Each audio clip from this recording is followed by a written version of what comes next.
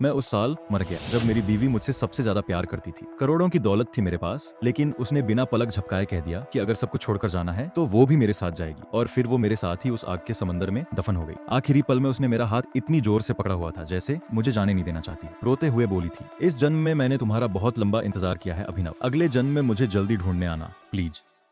जब मैंने दोबारा आंखें खोली तो मैं कुछ साल पहले की गर्मियों की एक ढलती हुई दोपहर में वापस आ चुका था। खिड़की के बाहर आसमान खून की तरह सुर्ख लाल हो रहा था और कमरे में लू जैसी गर्म हवा बह रही थी। मैं बिस्तर पर ऐसे बैठा था जैसे किसी भयानक सपने से झटके से उठा हूं।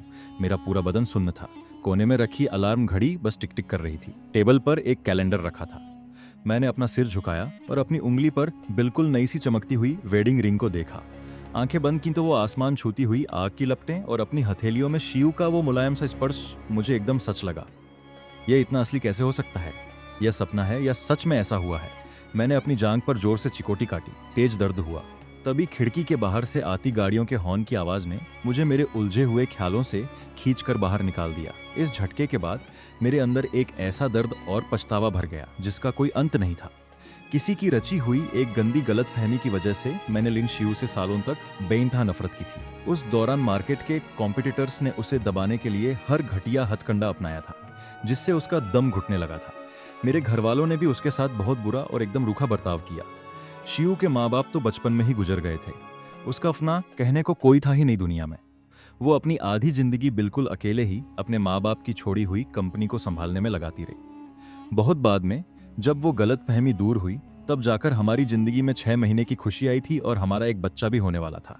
शियू उस बच्चे को लेकर बहुत ज्यादा प्रोटेक्टिव थी। तभी हाउसकीपर आंटी मेरी कमरे में आई। सर, फूल आ गए हैं, क्या आप निकलने के लिए तैयार हैं? मैंने अजीब सी उलझन में पूछा, कौन से फूल? मेरा दिमाग अभी भी सुन्न पड़ा था। क्या आप मिस शेन से मिलने हॉस्पिटल नहीं जाने वाले थे? Shane you. अचानक यह नाम सुनकर मैं बर्फ की तरह जम गया। इस उलझन के बीच मुझे एक सुराग मिल गया था। तो आज का दिन था वो। शेन यू मेरी बचपन की दोस्त थी और एक बहुत ही कमाल की एक्ट्रेस भी। लेकिन बदकिस्मती से एक एक्सीडेंट में वो बुरी तरह जल गई थी और काफी लंबे समय से हॉस्पिटल में ही थी। पिछले जन्म में भी आज ही के दिन मैं फूलों का एक बड़ा सा गुलदस्ता लेकर हॉस्पिटल गया था ताकि शेन यू का बर्थडे मना सकूं। वहां से बाहर निकलने के बाद मैंने लिन शिव को अपनी कार में बैठे देखा था। वो बहुत उदास और बेचारी सी लग रही थी, लेकिन मैंने उसे कोई सफाई नहीं दी, यहाँ तक कि उसकी तरफ ढंग से देखा भी नहीं। मुझे इग्नोर करता देख वो जल्दी से कार का दरवाजा खोलकर मेरे पीछे पीछे आई थी। अभिनव, आज मेरा बर्थडे है। उसकी आवाज में एक हल्की सी टूटी हुई उम्मीद थी। मैं रुका, मुड़ा और उसे घूरते हुए एकदम सर्द आवाज में कहा, तो क्या? शियू की साफ बेगुनाह आंखें मुझे बिना कुछ कहे बस देखती रहीं। मैंने आगे जहर उगलते हुए कहा, आज शेन यू का भी बर्थडे है। मुझसे शादी करने के लिए तुमने हर हद पार कर दी। उसका चेहरा बर्बाद कर दिया, उसका पूरा करियर खत्म कर दिया। अब तुम मुझसे और क्या चाहती हो? शिव ने अपने होठ खोले और बेबसी में मुझे समझाने की कोशिश की कि वो सिर्फ एक एक्सीडेंट था। यह सुनकर मैंने एक ठंडी सांस ली और कहा, अगर तुमने उस दिन उसे इनवाइट नहीं किया होता तो आज वो हॉस्पिटल के बिस्तर पर नहीं पड़ी होती। मैं कैसे मान लूं कि यह सिर्फ एक एक्सीडेंट था? शिव कुछ देर एकदम चुप रही। उसकी आंखों में कुछ टूटा और फिर बस इतना कहा, सॉरी। उस दिन के बाद से मेरे और शिव के रिश्ते पूरी तरह से खत्म हो गए और हमारे बीच एक लंबा दर्दनाक कोल्ड वॉर शुरू हो गया। मुझे बहुत बाद में जाकर यह सच पता चला कि वो एक्सीडेंट, जिसे शिव भी सिर्फ एक हादसा ही मानती थी, असल में किसी की रची हुई एक गहरी साजिश थी ताकि हम दोनों को अलग किया जा सके। मैं ख्यालों से बाहर आया, जल्दी से अपना कोट पहना और कार में बैठ गया, क्योंकि मुझे अचानक याद आया कि यह 5 साल पहले का समय है। सब कुछ ठीक करने का वक्त अभी मेरे हाथ में है। ड्राइवर भारी ट्रैफिक के बीच से गाड़ी निकाल रहा था। सर, क्या आप मिस शेन को कॉल करके थोड़ा वेट करने को कहेंगे? मैंने खिड़की से बाहर बदलती हुई ट्रैफिक लाइट्स को देखा और अपना इरादा बदल दिया। हॉस्पिटल मत चलो, कंपनी चलो। सच कहूं तो मुझे शिव की कंपनी के बारे में कुछ खास याद नहीं था। नफरत की वजह से मैं वहां कभी गया ही नहीं था।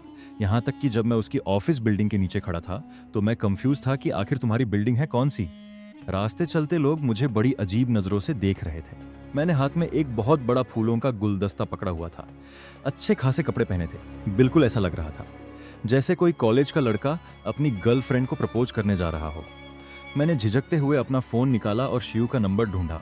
उसका पूरा नाम सेव था मेरे फोन में और वो मेरी इमरजेंसी कॉन्टैक्ट लिस्ट में भी नहीं थी। मैंने कॉल मिलाया। मुझे लगा बहुत देर लगेगी, लेकिन सिर्फ 2 रिंग के बाद ही उसने फोन उठा लिया। फोन से उसकी वही मीठी जानी पहचानी आवाज आई, क्या बात है? एक बार फिर उसकी वो आवाज़ सुनकर मेरी आंखें भर आईं, मेरा गला रुंध गया और आवाज़ भारी हो गई। शिव, तुम्हारा ऑफिस कहाँ है? मुझे मिल नहीं रहा। ऐसा लग रहा था कि शिव किसी मीटिंग में है। वो थोड़ी देर रुकी, किसी से कहा कि मीटिंग खत्म और फिर मुझसे बोली, मैं अभी नीचे आती हूँ। कुछ ही मिनटों में शिव ऑफिस बिल्डिंग से बाहर आई। उसकी पतली सी फिगर सूरज की तेज रोशनी में एक लंबी परछाई बना रही थी। वो जितनी एलिगेंट और ठंडी लग रही थी, उतनी ही खूबसूरत भी लग रही थी। तुम यहाँ क्यों आए हो? शिव ने मेरी तरफ देखकर पूछा। मैंने वो बड़ा सा गुलदस्ता उसकी बाहों में थमा दिया और थोड़ी घबराहट के साथ धीरे से कहा, हैप्पी बर्थडे। शिव कुछ नहीं बोली। हमारे बीच एक लंबी अजीब सी खामोशी छा गई। मैंने कनखियों से उसे देखा। वो बिना किसी खुशी या एक्साइटमेंट के बस उन फूलों को घूरे जा रही थी। फिर उसके चेहरे पर एक बहुत ही कड़वी सी मुस्कान आ गई। अभिनव, क्या उसे ये नहीं चाहिए, है ना? क्या? मुझे लगा कि कुछ गड़बड़ है। मेरी नज़र उन फूलों पर गई और मेरा दिल धक से रह गया। शिट, हरे गुलाब। इसका मतलब होता है तुम्हें आसमान और समंदर देना, और शेन यू को भी सितारों भरा आसमान और समंदर बहुत पसंद था। मेरी यादें इतनी उलझी हुई थीं और मैं बस किसी तरह शिव को ढूंढना चाहता था कि मैंने इस छोटी लेकिन जरूरी डिटेल पर ध्यान ही नहीं दिया। तुम्हारे बर्थडे गिफ्ट के लिए शुक्रिया। शिव की आवाज़ एकदम रूखी और बेजान थी। बहुत देर हो गई है, ड्राइवर से कहो तुम्हें घर छोड़ दे। वो मुड़कर वापस जाने लगी, लेकिन मैंने फुर्ती दिखाते हुए उसकी कलाई पकड़ ली। रुको। शिव को मेरी इस हरकत की बिल्कुल उम्मीद नहीं थी। उसका बैलेंस बिगड़ा और वह सीधे मेरी बाहों में आ गिरी। उसका वो सॉफ्ट सा शरीर और उसकी एक हल्की सी खुशबू मेरी सांसों में भर गई। शिव लड़खड़ाते हुए सीधी खड़ी हुई। वो मेरी उंगलियों को काफी देर तक बस घूरती रही। मैंने अपने दांत पीसते हुए एक जिद के साथ कहा, शिव, मैं वापस नहीं जा रहा। शिव का चेहरा एकदम सख्त हो गया। अभिनव, इस बार तुम मुझे कैसे टॉर्चर करने का प्लान बना रहे हो? इस सवाल का जवाब देना मेरे लिए बहुत मुश्किल था। मेरी यादों के हिसाब से अभी हमारी शादी को बहुत ज़्यादा वक्त नहीं हुआ था। हमारे बीच बहुत झगड़े होते थे, और सच कहूँ तो वो झगड़े असल में सिर्फ मेरा वन साइडेड गुस्सा होते थे। मैं हमेशा उसे सबसे ज़्यादा चुभने वाली बातें कहता था। यहाँ तक कि त्योहारों पर भी मैं उसे ऐसे गिफ्ट देता था जो उसे रुला दे। मैं एकदम बेशर्मों की तरह उसके पीछे पीछे चलने लगा। तो फिर बाहर से खाना मंगा लेते हैं। मैं तुम्हारे लिए लॉन्ग लाइफ नूडल्स ऑर्डर करता हूँ। शिव ने कुछ नहीं कहा, मेरी बात पर ध्यान भी नहीं दिया, लेकिन वह गुलदस्ता अब भी उसके हाथों में ही था। रास्ते में एक डस्टबिन के पास से गुजरते हुए मुझे लगा था कि वह उसे बिना सोचे समझे फेंक देगी, लेकिन उसने ऐसा नहीं किया। मैं उसके पीछे पीछे उसके ऑफिस तक गया। उसकी डेस्क पर एक ठंडा हो चुका लंच बॉक्स रखा था, जिसे छुआ तक नहीं गया था। उसे देखकर मेरे दिल में अचानक एक तेज दर्द उठा। मैंने अपना फ़ोन निकाला और उसके लिए लॉन्ग लाइफ नूडल्स का ऑर्डर दिया। सूप में कम नमक, बिना हरे प्याज के, साथ में बीफ टोमेटो स्टू और कुछ वेजिटेरियन डिशेस, वो भी एकदम बिना मिर्च के। पहले मेरी पसंद का ख्याल रखने के लिए शिव हमेशा मसालेदार खाना ऑर्डर करती थी। मुझे बहुत बाद में पता चला था कि उसका पेट खराब रहता है। उसे ज़्यादा तीखा, ज़्यादा ऑयली या ज़्यादा नमक वाला खाना खाने की सख्त मनाही थी। ऑर्डर करने के बाद मैं सोफे पर बैठ गया। मुझे समझ ही नहीं आ रहा था कि मैं क्या कहूँ। ऐसा लग रहा था कि मेरे मुंह से निकला हर एक शब्द गलत ही होगा। शिव फूलों का रैपिंग पेपर हटा रही थी ताकि उन्हें फूलदान में सजा सके। वो हरे गुलाब मेरी आंखों में किसी कांटे की तरह चुभ रहे थे। मैं बिना कुछ सोचे समझे आगे बढ़ा, उसके हाथ से फूल छीने और सीधा डस्टबिन में फेंक दिए। वो हैरान रह गई और अपने अंगूठे से निकलते खून को देखने लगी, जो कांटे चुभने की वजह से निकल रहा था। उसने गहरी सांस ली, जैसे बहुत थक गई हो। अभिनव, क्या तुम्हारा ड्रामा खत्म हुआ? मैंने अपने अंदर उठ रहे गुस्से को दबाया। यह लड़की मिट्टी की मूर्त क्यों है जिसे कभी गुस्सा ही नहीं आता? फेंक दो इन्हें, मुझे ये पसंद नहीं। मैं तुम्हारे लिए दूसरे फूल लाऊंगा। शिव ने एक टिश्यू पेपर से अपने घाव को दबाया और नजरें झुकाकर बेबसी से कहा, रहने दो। मैंने उसकी बात अनसुनी कर दी। डस्टबिन का वो काला पैकेट उठाया और कहा, तुम यहीं रुको, और जल्दी से दरवाजे से बाहर निकल गया। गर्मियों की शाम थी। सड़क के किनारे बहुत से फूल बेचने वाले ठेलों पर खड़े थे। हालांकि बड़े फ्लोरिस्ट की दुकानों के मुकाबले उनकी क्वालिटी थोड़ी हल्की थी। मैंने कई ठेलों के चक्कर लगाए, वहां मौजूद सारे लाल गुलाब खरीद लिए और उन्हें एक सिंपल से रैपिंग पेपर में लपेटकर एक बड़ा सा गुलदस्ता बनवा लिया। तभी मेरे खाने की डिलीवरी भी आ गई। दोनों हाथों में ढेर सारा सामान लिए मैं 19वें फ्लोर पर वापस गया। अब ऑफिस पहले से कहीं ज्यादा शांत था। जो इक्का दुक्का लोग ओवरटाइम कर रहे थे वो भी अपने घर जा चुके थे। सिर्फ शिव के ऑफिस में एक छोटी सी लाइट जल रही थी। मैं दबे पांव अंदर गया। वो कांच की बड़ी सी खिड़की के पास मेरी तरफ पीठ किए खड़ी थी। उसकी पीठ बहुत अकेली और उदास लग रही थी, बिल्कुल किसी आवारा बिल्ली की तरह जिसे किसी ने सड़क पर छोड़ दिया हो। मेरे हाथ में भारी गुलदस्ता और खाने के पैकेट थे, जिसकी वजह से दरवाजा जोर से टकरा कर खुला। शिव की पीठ एकदम से अकड़ गई। उसने अचानक पीछे मुड़कर देखा और मैं लगभग उसके नीचे दबने ही वाला था। शायद उसे बिल्कुल उम्मीद नहीं थी कि मैं वापस भी आऊंगा। थोड़ी सी हैरानी के बाद वो जल्दी से आगे आई और दोनों हाथों से फूलों को संभाला। मैंने राहत की सांस ली। मेरे माथे पर पसीना आ गया था, लेकिन मैंने मुस्कुराते हुए कहा, यह तुम्हारे लिए। मैंने सड़क के सारे लाल गुलाब खरीद लिए हैं। शिव के खूबसूरत और शार्प चेहरे पर थोड़ी सी उलझन साफ दिख रही थी। ऐसा लग रहा था कि अभी की शिव मेरे इस बदले हुए बर्ताव के साथ खुद को एडजस्ट नहीं कर पा रही है। क्या उसे सच में मेरी गालियां खाने की आदत हो गई है? जब मैंने देखा कि वह फिर से उसी ठंडे लंच बॉक्स को खाने जा रही है तो मैं चिल्लाया, आ। शिव ने तुरंत मेरी तरफ देखा और मैंने उसकी आंखों में एक अजीब सा डर और टेंशन पकड़ ली। मैं सोफे पर फैल कर बैठ गया, अपनी ठुड्डी उठाई और चिड़चिड़ेपन का नाटक करते हुए कहा, क्या तुम कुछ गर्म नहीं खा सकती? तुम्हें यह ठंडा खाना खाते देखकर मुझे इरिटेशन हो रही है। अगले आधे घंटे तक ऑफिस में मेरी ही बकबक गूंजती रही। तुम्हें खाना खाना आता भी है या नहीं? इतना बड़ा बीफ का पीस नहीं दिख रहा क्या? सब्जियां नहीं खानी तुम्हें? इतनी बड़ी हो गई हो और खाने में इतने नखरे। अपने नूडल्स खाओ। क्या मैंने इन्हें यहाँ सजाने के लिए खरीदा है? मेरी लगातार डांट फटकार के बाद वो गर्म नूडल्स का बाउल आखिरकार खाली हो गया। मुझे डर था कि शिव का पेट अभी नहीं भरा होगा, इसलिए मैंने उसे 2 छोटे स्प्रिंग रोल्स भी दे दिए और अपने हिस्से की डिश भी उसे खाने को दे दी। अगर हर रोज मुझे ऐसे ही समझाना पड़ा तो मैं कैसे जी पाऊंगा? बोलते बोलते मेरा गला सूखने लगा था। अचानक मेरे सामने पानी का एक गिलास आया। मैंने सिर उठाया तो देखा शिव मुझे ही घूर रही थी। उसकी आंखें मानो कह रही हों, पहले गला तर कर लो, फिर डांट लेना। उसके चेहरे के भाव अब काफी शांत हो गए थे। हालांकि उसकी आंखें अभी भी थोड़ी खाली खाली सी थीं, लेकिन कम से कम वो ठंडी दूरी और वो डर अब वहां नहीं था। मैंने उसे कसकर गले लगाने की अपनी तेज इच्छा को कंट्रोल किया और बोला, शिव, अब से हम एक साथ अच्छे से रहेंगे, ठीक है? यह सुनकर उसने अपनी नजरें नीचे कर लीं और बिना कोई जवाब दिए चुपचाप बर्तन समेटने लगी। कोट पहन लो, मैं ड्राइवर से तुम्हें घर छोड़ने को कहती हूँ। लेकिन मैं तो अभी आया हूँ यार। मैंने थोड़ा और रुकने की अपनी इच्छा जताई, लेकिन वह जल्दी से दरवाजा खोलकर बाहर निकल गई। ऐसा लग रहा था जैसे वह किसी चीज से बचकर भागना चाह रही हो। आखिर कचरा फेंकने का काम किसी सीईओ को थोड़ी करना होता है। अगर मैं कहूं कि मुझे बुरा नहीं लगा तो यह झूठ होगा। पुनर्जन्म लेकर वापस आने के बाद इस औरत को मनाना इतना मुश्किल क्यों लग रहा है मुझे? मैं सोफे पर बैठा अपनी अगली स्ट्रेटजी सोच रहा था कि सीधे उसके ऊपर कूद पड़ूं या पहले कुछ दिल की बातें करूं और फिर कूद पड़ूं। तभी एक फोन की रिंगटोन ने मेरे ख्यालों को तोड़ दिया। मैंने अनमने ढंग से फोन उठाया। दूसरी तरफ से एक ऐसी आवाज आई जो मैंने बहुत लंबे समय से नहीं सुनी थी, लेकिन फिर भी वो मुझे बहुत जानी पहचानी लगी। अभिनव, आप कहाँ हो? मेरी खुशी से उछलती हुई धड़कन अचानक किसी गहरी खाई में गिर गई। मुझे याद आया, यह इंसान अभी भी जिंदा है। तुम हो? मेरा टोन कुछ खास गर्मजोशी भरा नहीं था। शेन यू की आवाज बहुत सॉफ्ट थी। मैं आपका बहुत देर से वेट कर रही हूँ। क्या हमारा प्लान नहीं था कि हम साथ में मेरा बर्थडे मनाएंगे? पिछले जन्म की वो सारी बातें याद आते ही मेरी उंगलियां फोन पर कस गईं, इतनी जोर से कि मेरे पोर सफेद पड़ गए। शेन यू, हम बचपन के दोस्त हैं, है ना? शेन यू ने मेरे इमोशंस को भांप लिया। अभिनव, हम तो फैमिली हैं, फैमिली। मैंने यह शब्द खुद से दोहराया और अचानक पूछा, क्या तुम्हें मुझसे कुछ कहना है? वो कुछ देर चुप रही, फिर एक लंबी सांस लेकर बोली, मुझे माफ कर दो। मुझे आपसे छुपकर केक नहीं खाना चाहिए था। मेरा पूरा शरीर एकदम ठंडा पड़ गया। मैं मुस्कुराना चाहता था, लेकिन मेरे होठों ने साथ नहीं दिया। आज मुझे कुछ काम है, मैं नहीं आ पाऊंगा। Happy birthday. फोन काटने के बाद मैंने एक गहरी सांस ली। मेरा मन बहुत ज्यादा अशांत हो रहा था। मुझे अपने किडनैप होने से पहले की वो रात याद आ रही थी। वो कॉल जो शेन यू ने मुझे की थी, ये पूछने के लिए कि मैं कहाँ हूँ। मैं गहरी सोच में डूब गया। वो मेरी सबसे भरोसेमंद इंसान थी, लेकिन क्या पता शुरू से ही उस ब्लास्ट के पीछे किसी अपने कहीं हाथ हो। मैंने अपनी आंखें उठाई तो देखा शिव दरवाजे पर खड़ी थी। उसका आधा चेहरा अंधेरे में था, इसलिए मैं उसके एक्सप्रेशन ठीक से नहीं पढ़ पाया। मैंने हिचकिचाते हुए पूछा, क्या तुमने सब सुन लिया? उसने अपने इमोशंस को पूरी तरह कंट्रोल करते हुए बड़ी शांति से कहा, गाड़ी नीचे आ गई है। पिछले जन्म में शिव ने मुझसे कहा था कि जब भी मैं उसके साथ थोड़ा सा अच्छा बर्ताव करता था तो उसके बदले उसे बहुत बड़ा दर्द सहना पड़ता था। इसलिए उसने मुझसे कभी कुछ मांगने की हिम्मत ही नहीं की।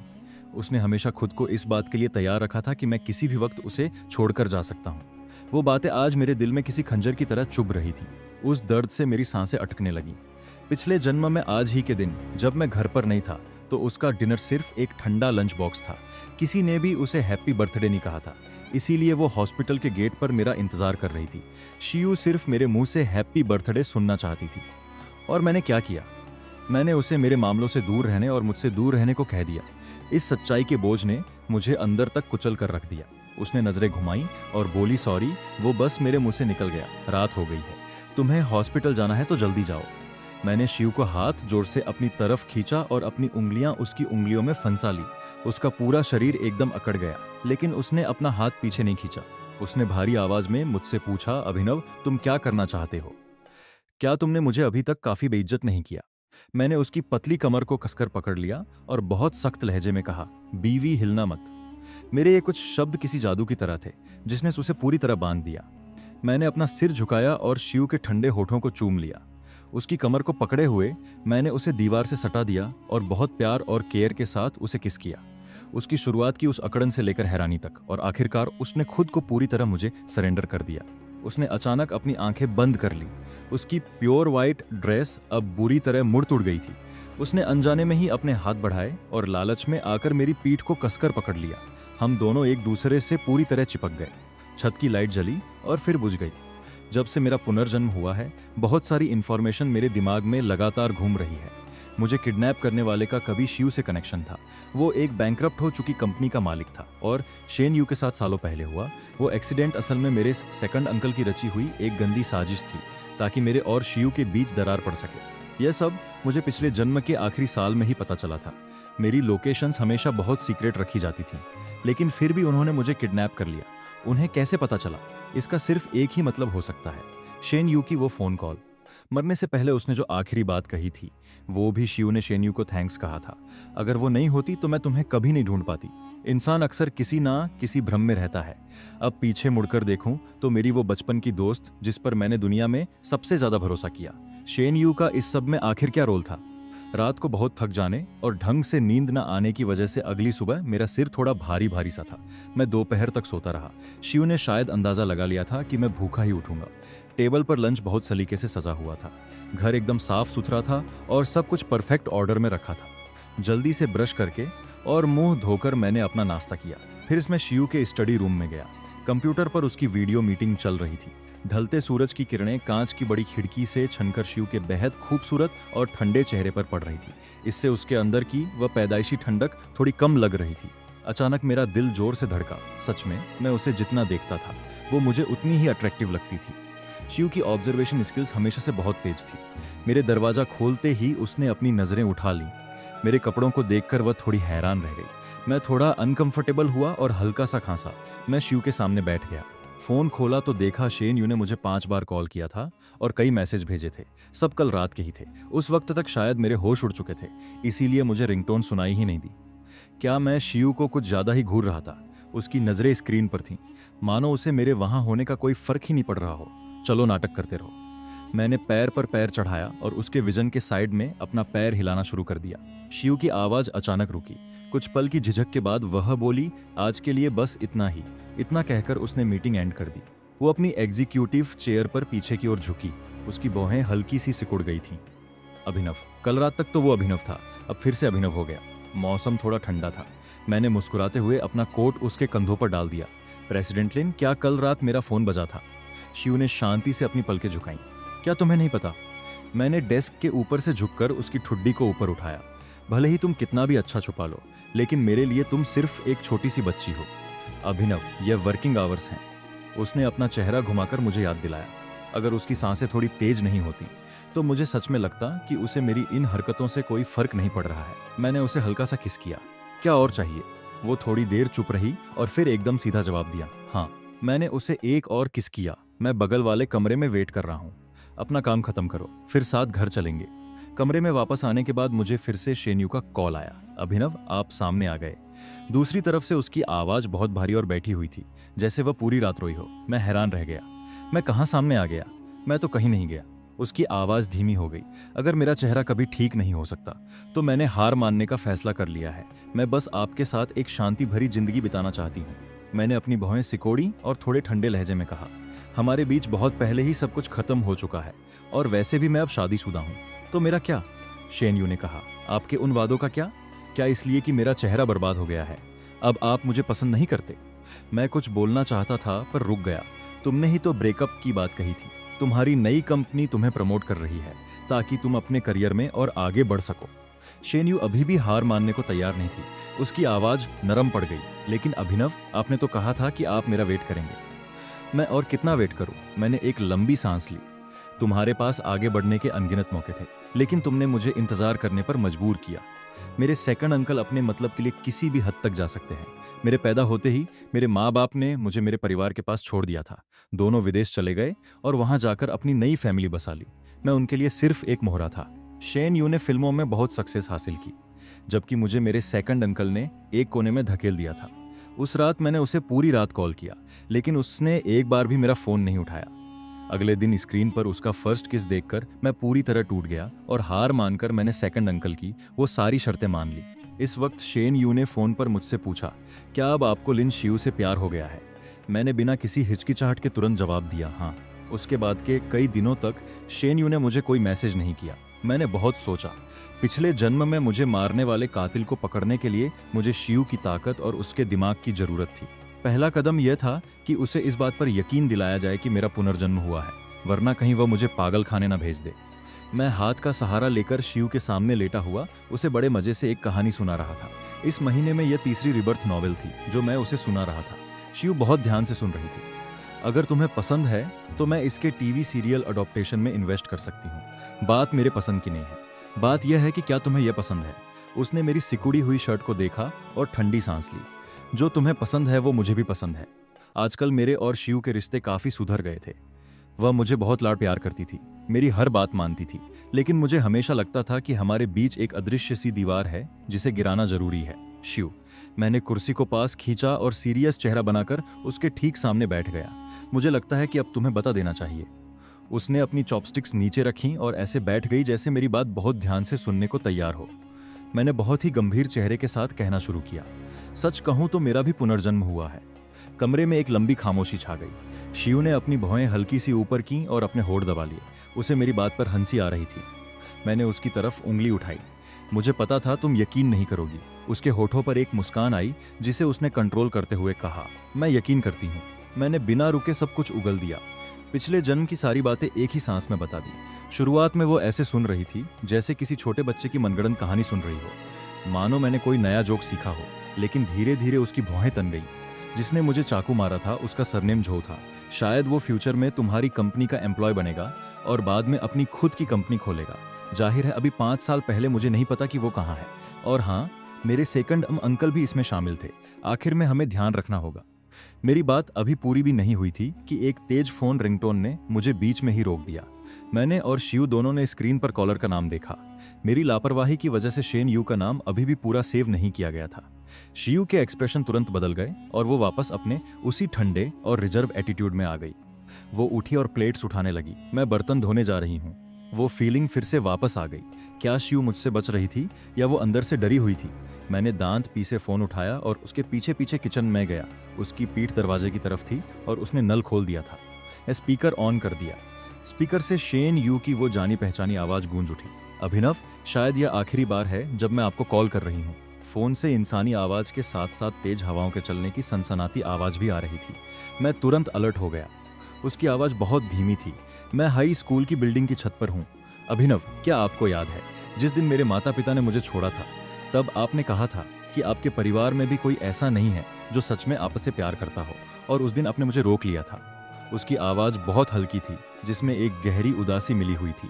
अब आपको मेरी जरूरत नहीं है। मुझे लगता है कि अब मेरे जीने का कोई मकसद नहीं बचा। अच्छा, कोई बेवकूफ़ी मत करना। मेरा दिमाग सुन पड़ गया। मैं तुरंत मुड़ा, जल्दी से कपड़े पहने और बोला, तुम वहीं रुकना, मैं अभी आ रहा हूँ। मैंने फोन काट दिया। जब मुड़कर देखा तो शिव अभी भी सिंक के पास पीठ किए खड़ी थी, मानो उसने कुछ सुना ही ना हो। बस पानी गिरने की आवाज आ रही थी। मैं घबराहट में उसके पास गया। क्या तुम पागल हो? जल्दी कपड़े बदलो। मैंने उसे खींचा तो वह लड़खड़ा गई। उसकी खूबसूरत आंखें मुझे बड़ी हैरानी से देख रही थीं। कपड़े बदलो, मेरा अकेले जाना ठीक नहीं लगेगा। आखिर अब मेरी शादी हो चुकी। मैंने चिढ़ते हुए अपना फोन निकाला। मैं पुलिस को फोन कर रहा हूँ। ये शेन यू भी ना, अभी तो बच्चों की इवनिंग क्लासेस भी खत्म नहीं हुई होंगी। इतने लोगों के सामने वो छत से कूदेगी तो कैसा लगेगा? मैंने कपड़े बदल लिए हैं। शियू पूरी तरह तैयार होकर दरवाजे पर खड़ी थी। मैं हैरान रह गया। तुम तो बहुत तेज निकली।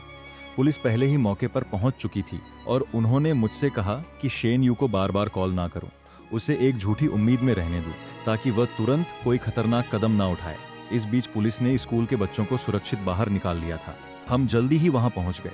छत पर हवा बहुत तेज चल रही थी और चारों तरफ एक अजीब सा सन्नाटा था। पुलिस शेन यू से लगभग 5 मीटर की दूरी पर खड़ी थी। कोई उसके करीब जाने की हिम्मत नहीं कर रहा था। पुलिस मुझे छत पर ले गई। मिस्टर वेई, वो सिर्फ आपसे मिलना चाहती है। प्लीज थोड़ी देर तक उसे बातों में उलझाए रखिए। रेस्क्यू टीम बस रास्ते में है। मैंने सीयू की तरफ देखा जो पुलिस की बैरिकेडिंग के बाहर खड़ी थी। उसने मुझे सिर हिलाकर इशारा किया। मैंने एक गहरी सांस ली, एक कदम आगे बढ़ाया और आवाज लगाई, शेन यू। छत के किनारे बैठी वो परछाई थोड़ी हिली और अपना सिर मोड़ा, जिससे उसका आधा जला हुआ चेहरा नजर आया। अभिनव, आप आ गए। उसे देखकर मैं कुछ पल के लिए एकदम सुन्न हो गया। ऐसा लग रहा था उसे देखे हुए एक जमाना बीत गया हो। पिछले जन्म में शियू के साथ अगत गलतफहमियां दूर होने के बाद हम उससे मिलने कई बार गए थे, लेकिन शेन यू ने हमेशा हमसे मिलने से इनकार कर दिया था। शायद एक ऐसे इंसान के लिए जिसे आपने सालों तक बेइंतहा नफरत की हो, यह मानना बहुत मुश्किल होता है कि असली मुजरिम वो नहीं है। इसके अलावा शियू के परिवार के दुश्मनों की वजह से हालात इतने खराब हो गए थे कि मुझे घर में ही रहना पड़ता था। बाहर निकलने की हिम्मत नहीं होती थी। पिछले जन्म और इस जन्म को मिला ले तो शायद हमें मिले हुए 1 साल से ज्यादा हो चुका था। शेन यू, क्या तुम पहले नीचे आ सकती हो? शेन यू ने मेरी बात पर कोई ध्यान नहीं दिया और बस मुझे देखती रही। जब भी हमारी आंखें मिलती थी मुझे लगता था कि मैं आपके लिए खास हूँ। शियू आपको बहुत अच्छी तरह समझती है। उसने सही कहा था, मैं कुछ ज्यादा ही एक्सट्रीम हो गई थी। साफ है कि शादी से पहले ही आपने मुझसे कह दिया था कि अब हम सिर्फ एक फैमिली की तरह रहेंगे। शायद मैं ही बहुत लालची हो गई थी। मुझे वो पुराने दिन याद आ गए, वो दिन जब मैं और शेन यू एक दूसरे के सहारे जीते थे। जब गुंडे उसे परेशान करते थे तो मैं उसे बचाता था, और जब सेकंड अंकल ने मुझे घर से निकाल दिया था तो वो भारी बारिश में मेरे लिए छाता लेकर आई थी और मुझे अपने घर ले गई थी। एक पल के लिए मेरा मन डोल गया, क्या सच में उसी ने मुझे मरवाया था? शेन यू मुस्कुराई। आपने वादा किया था कि आप हर साल मेरा बर्थडे मेरे साथ मनाएंगे। अगर आप मेरे लिए बर्थडे सॉन्ग गाएंगे तो क्या मैं नीचे आ जाऊं? मैंने गाना शुरू किया और हवाओं का शोर भी धीरे धीरे शांत होने लगा। मेरी आवाज रात के अंधेरे में उस छत पर गूंजने लगी। लेकिन गाना गाते हुए अचानक मुझे याद आया कि शायद मैंने शियू के बर्थडे पर उसके लिए गाना नहीं गाया था। घर जाकर मुझे इसकी भरपाई करनी होगी। गाना खत्म होने के बाद शेन यू छत पर मेरी तरफ मुंह करके खड़ी हो गई। Thank you. बहुत सालों बाद आपकी आवाज में गाना सुना, बहुत अच्छा लगा। मैं आपसे आखिरी सवाल पूछना चाहती हूँ। उसकी आवाज तेज थी। क्या आप अब भी मुझसे प्यार करते हैं? मैं काफी देर तक चुप रहा, फिर बोला, तुम मेरी फैमिली हो। शेन यू की गहरी आंखें भीड़ की तरफ देख रही थी, मानो वो शिव से नजरें मिला रही हो। छत पर चल रही हवा से मुझे थोड़ी ठंड लगने लगी। मैंने कहा, क्या तुम मेरे साथ घर चलोगी? शेन यू ने नजरें हटाईं और मुझे देखकर मुस्कुराई। अभिनव, आई लव यू। इतना कहते ही उसने अपनी बाहें फैलाईं और उस अंतहीन अंधेरे में पीछे की तरफ गिर गई। उस पल मानो वक्त वहीं रुक गया। मेरे शरीर का खून जमकर बर्फ हो गया। अगले ही सेकंड मैं छत के किनारे की तरफ भागा, लेकिन कुछ नहीं पकड़ पाया। मैं उस गहरे अंधेरे को बस घूरता रह गया। दिमाग एकदम खाली हो चुका था। तभी मुझे नीचे गिरने की एक भारी आवाज सुनाई दी। मेरे पैर कांपने लगे और मैं घुटनों के बल जमीन पर गिर पड़ा। शेन यू मर गई। क्या मेरी वजह से उसकी जान गई? कहते हैं इंसान बहुत सेंसिटिव होता है। मैं और वो कितने सालों से एक दूसरे को जानते थे। उसे महसूस हो गया था कि मैं उससे दूर जा रहा हूँ, इसीलिए उसने अपनी जान दे दी। क्या इसका मतलब यह था कि मैंने उसे मार डाला? मेरा शरीर बर्फ की तरह ठंडा पड़ चुका था, दिमाग सुन्न था और मैं लगातार कांप रहा था। अचानक पीछे से गर्म हाथों ने मुझे कसकर गले लगा लिया। वो जानी पहचानी खुशबू उस वक्त किसी लाइफ सेवर की तरह लग रही थी।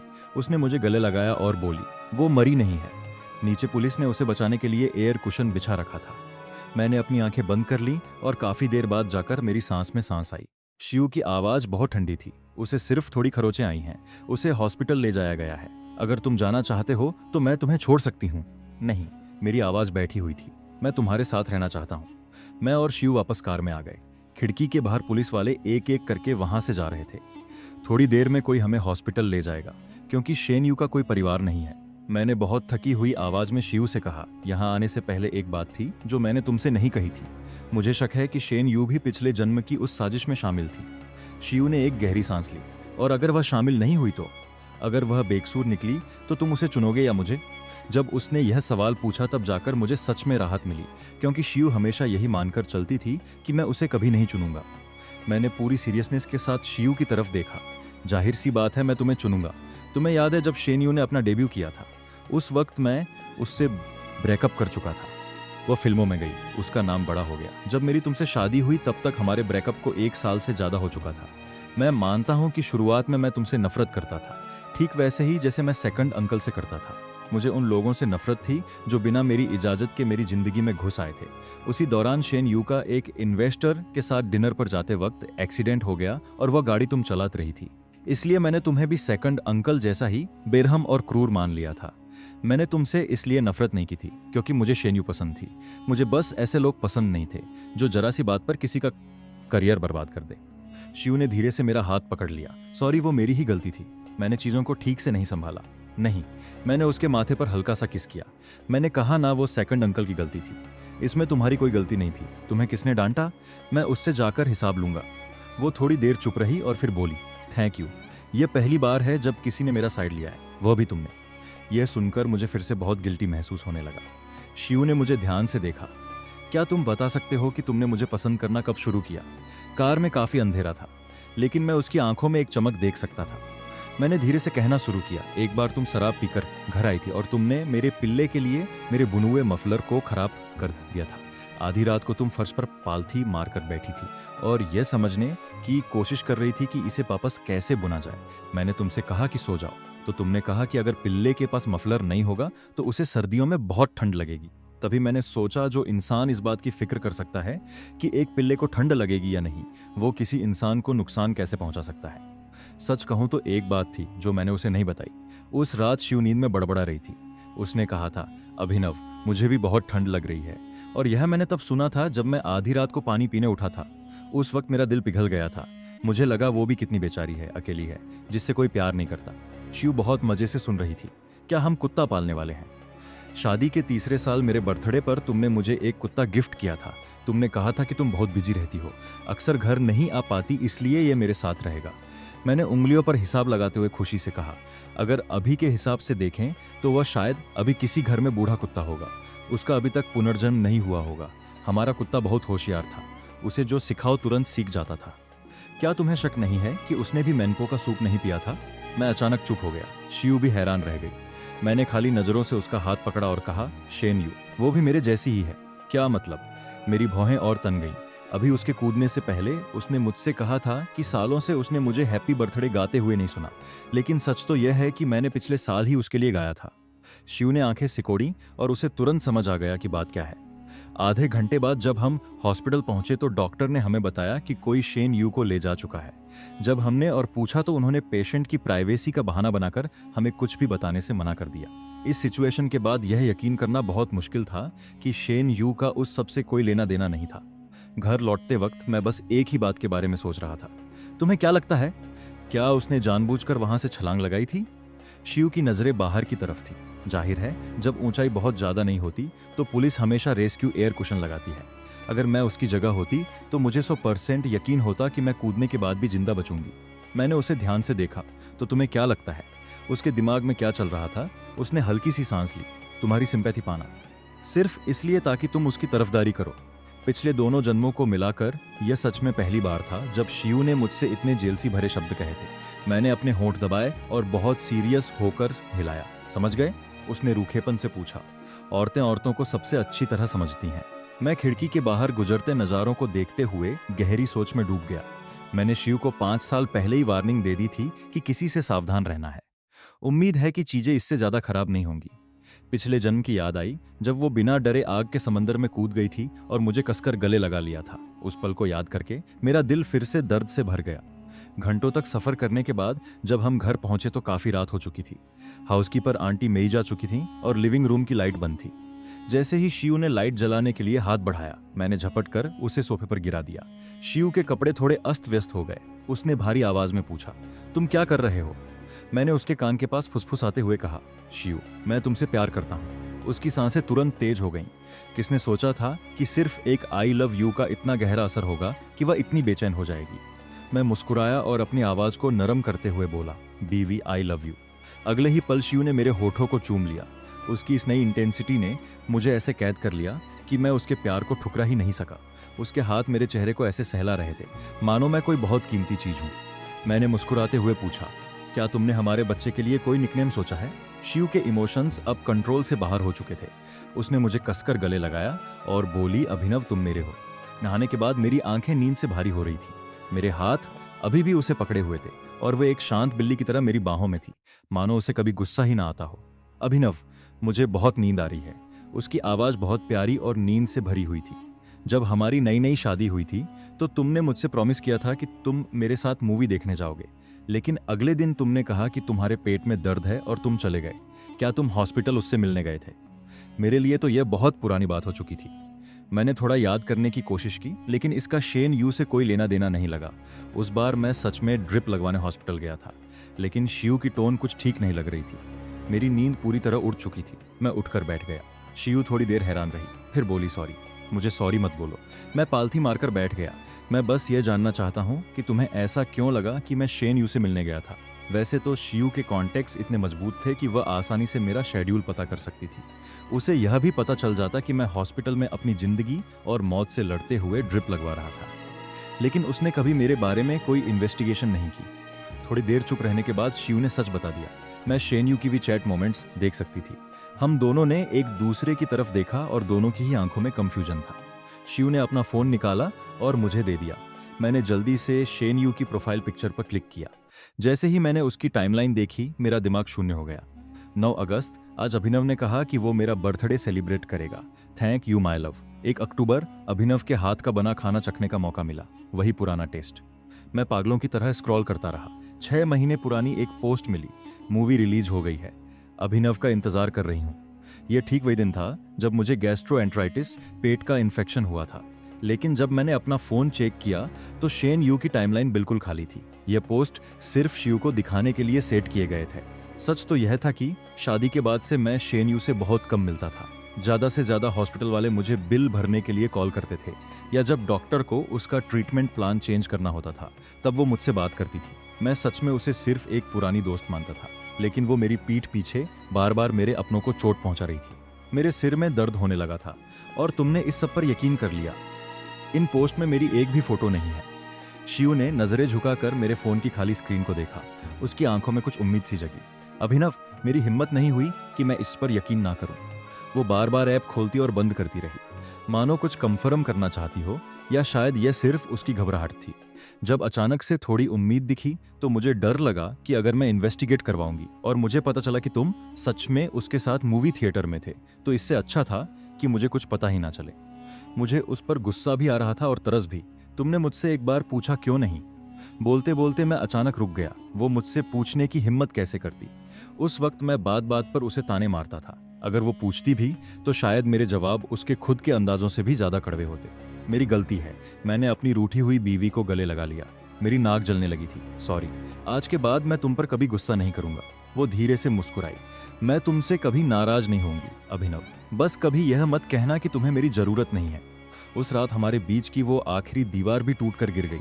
मुझे शक होने लगा था कि शियू को सच में खुद को टॉर्चर करवाने की आदत पड़ गई थी। अगर मुझे उसे एक दिन भी डांटना पड़े तो वो बेचारी बेचैन हो जाती थी। पतझड़ की एक सुबह मेरा गुस्सा फिर से फूट पड़ा। शियू, क्या तुम कंपनी में काम करते करते अपनी जान देना चाहती हो? क्या तुम चाहती हो कि मैं तुम्हें बेस्ट हार्ड वर्किंग एम्प्लॉय का अवार्ड दूं? फोन पर शियू की वो आमतौर पर अट्रैक्टिव लगने वाली आवाज अब एकदम भारी और सैंड पेपर जैसी खुरदरी हो चुकी थी। सर्दी की वजह से उसकी नाक भी बंद थी। उसने हंसते हुए कहा, मैं अभी भी काम कर सकती हूँ। आधी रात तक उसे तेज बुखार आ गया और उसका शरीर आग की भट्टी की तरह तप रहा था। मैंने फैमिली डॉक्टर को बुलाकर उसे दवा दिलवाई। आधा प्यार से और आधा जबरदस्ती करके उसे दवा पिलाई। फिर सुबह होने तक मैं लगातार उसके माथे पर गर्म पानी की पट्टियां करता रहा। बुखार कम होने के बाद मैंने आंटी मई के लिए एक हल्का सा डाइट चार्ट लिखा, ताकि जब शियू उठे तो वह उसे खिला सके। लेकिन जब मैं सुबह 10 बजे उठा तो पता चला कि वह तो सुबह सुबह ही काम पर जा चुकी थी। पिछले जन्म के उस एक्सीडेंट के खौफ की वजह से मैं उसकी सेफ्टी को लेकर बहुत ज्यादा केयरफुल था। नाश्ता करने के बाद मैंने आंटी मई की बनाई हुई चाय ली और जल्दी से उसकी कंपनी की तरफ निकल पड़ा। सेक्रेटरी ने जैसे ही मुझे देखा वो घबराकर खड़ी हो गई। प्रेसिडेंट लिन अपने ऑफिस में है, वह अभी किसी से नहीं मिल सकती। कोई बात नहीं, मैं इंतजार कर लूंगा। इतना कहकर मैं दरवाजे के पास रखे सोफे पर बैठ गया और अपना फोन चलाने लगा। थोड़ी देर में मुझे शियू की आवाज सुनाई दी। वो किसी से बात कर रही थी और उसकी आवाज में इतनी ठंडक और सख्ती थी जो मैंने पहले कभी नहीं देखी थी। मैंने आपको मौका दिया था, लेकिन आप खुद उसे समझ नहीं पाए। प्रेसिडेंट लिन, साफ दिख रहा है कि आपने जानबूझकर मुझे फंसाने के लिए यह जाल बिछाया है। शियू ने एक ठंडी हंसी के साथ कहा, तो क्या यह आप बिल्कुल अनरीजनेबल हो रही हैं। मैं एक बिजनेसमैन हूं, मेरा पहला फोकस प्रॉफिट होता है। मैंने कभी किसी के साथ रीजनेबल होने का दावा नहीं किया। मैं अपनी ठुड्डी पर हाथ रखे बड़े मजे से यह सब सुन रहा था, जबकि सेक्रेटरी डर के मारे कांप रही थी। अचानक दरवाजा जोर से खुला और एक अधेड़ उम्र का आदमी गुस्से में तिलमिलाता हुआ बाहर निकला। जाते वक्त उसकी नजरें मुझसे टकराईं। मैं सुन रह गया। बॉस झोउ, यही वो आदमी था जिसने पिछले जन्म में मुझे चाकू मारा था। क्या शिव ने अपना काम शुरू कर दिया है? मानना पड़ेगा, वो एक्शन लेने में बहुत तेज है। सेक्रेटरी ने अपना पसीना पोंछते हुए तेज आवाज में कहा, प्रेसिडेंट लिन, आपके हस्बैंड आए हैं। मैं अपने ख्यालों से बाहर आया और लंच बॉक्स लेकर अंदर गया। शिव खिड़की के पास बैठी थी। उसने एक सफेद शर्ट पहनी थी जिस पर जरा भी दाग नहीं था। उसने मुझे देखकर बहुत ही कोमलता से मुस्कुराते हुए कहा, तुम आज दोपहर में वापस आओगे? मैंने लंच बॉक्स उसकी डेस्क पर रखा और उसके सामने बैठ गया। जो आदमी अभी अभी बाहर गया वो वही है जिसने मुझे चाकू मारा था, जिसके बारे में मैंने तुम्हें बताया था। शिव की खूबसूरत आंखों में अचानक बर्फ जैसी ठंडक आ गई। उसे मुझ पर छोड़ दो, इतना कहकर वह अपना सिर झुकाकर चुपचाप अपना खाना खाने लगी। टाइमिंग एकदम सही थी। सूप अभी भी गर्म था। वो खाते वक्त भी इतनी ग्रेसफुल लगती थी कि उसे देखकर ही दिल खुश हो जाता था। पिछले जन्म और इस जन्म की इतनी सारी उलझनों के बाद मुझे अब जाकर महसूस हो रहा था कि हम सच में पागलों की तरह एक दूसरे के प्यार में हैं। वक्त उड़ता गया और देखते ही देखते पतझड़ खत्म होने लगा। ऐसा लग रहा था कि शेन यू मेरी जिंदगी से पूरी तरह गायब हो चुकी है। उसका फोन नंबर बंद हो गया था और कांटेक्ट के सारे रास्ते कट चुके थे। कभी कभी हाई स्कूल के बच्चों को घर जाते देख मुझे पुरानी बातें याद आ जाती थी। मेरी सिक्स सेंस कह रही थी कि यह सब इतनी आसानी से खत्म नहीं होने वाला है। शिव बहुत बिजी हो गई थी। वह सुबह जल्दी जाती और रात को देर से लौटती। कभी कभी उसे देखकर मुझे पिछले जन्म की याद आ जाती थी, जब वह इसी तरह काम करती थी, मानो उसका काम कभी खत्म ही नहीं होता था। सर, 10 बज गए हैं, आपको जल्दी सो जाना चाहिए। मैं फर्श पर बिछे कारपेट पर पालथी मारकर बैठा था। मेरे चारों तरफ नई खरीदी हुई चीजों का ढेर लगा था। मैं थोड़ा और इंतजार करूंगा। हिसाब लगाऊं तो पूरे एक हफ्ते से मेरी शिव से ठीक से बात नहीं हुई थी। आज अचानक मेरा मन किया कि मैं उसका इंतजार करूं। मौसम ठंडा हो रहा था, इसलिए मैं मॉल गया था और उसके लिए सर्दियों के कपड़े लेकर आया था। एक कैमल कलर का चेक वाला मफलर, एक वूलन कोट और वह चीज जो उसको बहुत पसंद थी, एक फजी ग्लव्स का पेयर जो थोड़ा बचकाना सा लगता था। जब मैं इन चीजों को वार्डरोब में रखने जा रहा था, तभी अचानक मुझे अपने कोट की जेब में फोन के वाइब्रेट होने की आवाज सुनाई दी। मैंने उसे निकाला तो देखा कि एक ईमेल आया है। मैंने उसकी एक फोटो खींची और शिव को मैसेज भेजा। मजाक वाले अंदाज में कहा, बेबी, तुम्हारे पास ऐसा कौन सा फोन है जिसके बारे में मुझे नहीं पता? वो मेरे ऐसे मजाक की पहले से ही आदी हो चुकी थी। उसने तुरंत जवाब दिया, वो मेरा वर्क फोन है, मैं लाना भूल गई थी। मेरे लिए चेक कर लो क्या ईमेल आया है। मैंने मुस्कुराते हुए ईमेल खोला और कहा, कहीं यह किसी का लव लेटर तो नहीं? अगर ऐसा हुआ तो मैं घर सिर पर उठा लूंगा। स्क्रीन पर जो खुला वो एक मेडिकल रिपोर्ट थी। मैंने अपनी आंखें सिकोड़ी और उसे जूम किया। वो शेन यू के पिता थे। तुमने जो ईमेल देखा उसमें लिखा था कि उनके पिता की मौत एक कंस्ट्रक्शन साइट एक्सीडेंट में हुई थी। सालों पहले वो प्रोजेक्ट मेरे पिता और तुम्हारे सेकंड अंकल के बीच एक जॉइंट वेंचर था। मुझे अचानक याद आया कि जब मैं शेन यू को ढूंढने छत पर गया था तो उसके चेहरे पर कितनी गहरी निराशा थी। मेरा परिवार खत्म हो गया, अब मेरा कोई नहीं है। उस वक्त मैं उसकी हालत देखकर बहुत दुखी हुआ था। मैं धीरे से उसके पास गया था और उसे एक आइसक्रीम दी थी।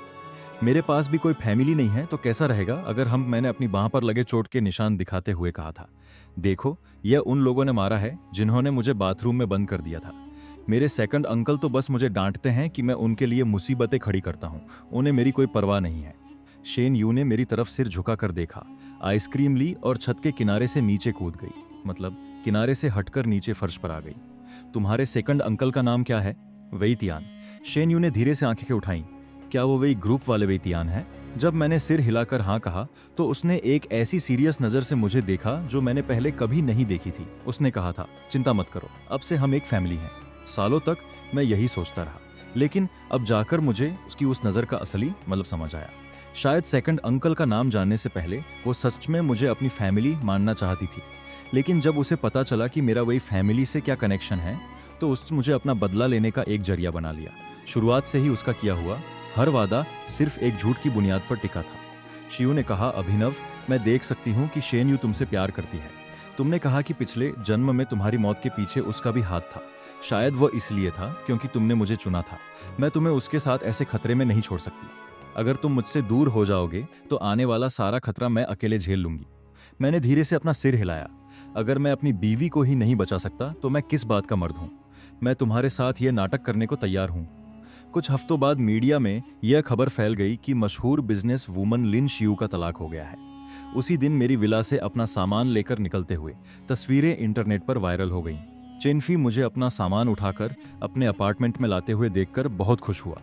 वाह मेरे भाई, फाइनली तुझे अकल आ ही गई। अब तू मेरे साथ काम करेगा है ना? 3 दिन बाद मुझे सेकंड अंकल का कॉल आया। अभिनव, क्या तुम आज रात घर आ सकते हो? मैंने फोन हाथ में पकड़े हुए मुस्कुराकर कहा, अंकल अचानक मेरी याद कैसे आ गई? मेरा तो अभी अभी तलाक हुआ है। हम तुम्हारा परिवार हैं, तुम्हें ऐसे अकेले धक्के खाते हुए कैसे देख सकते हैं? आज रात एक पार्टी है, मैंने तुम्हारे लिए एक नई लड़की भी ढूंढ ली है। आपकी खबर बहुत तेज है अंकल। खैर, मैं वक्त पर पहुंच जाऊंगा। मैंने फोन काट दिया। चेनफी मुझे चिंता से देख रहा था। क्या तूने अपने परिवार से सारे रिश्ते नहीं तोड़ लिए थे? अब तुझे उनके मामलों से क्या लेना देना? मैं भी उनके मामलों में नहीं पड़ना चाहता, लेकिन कुछ लोग हैं जो मुझे बर्बाद करने पर तुले हैं। उस रात मैंने एक शानदार सूट पहना और वही फैमिली के बड़े से बंगले में एंट्री की। बैंक्वेट हॉल मेहमानों से भरा था। सब वाइन के गिलास लिए बातें कर रहे थे। जैसे ही मैं अंदर गया, सबकी नजरें मुझ पर टिक गईं और लोग फुसफुसाने लगे, यह वही फैमिली का छोटा बेटा है ना? क्या तुम अपनी बेटी की बात चलाना चाहोगी? वही फैमिली से रिश्ता जुड़ जाए तो 10 से 20 साल की मेहनत बच जाएगी।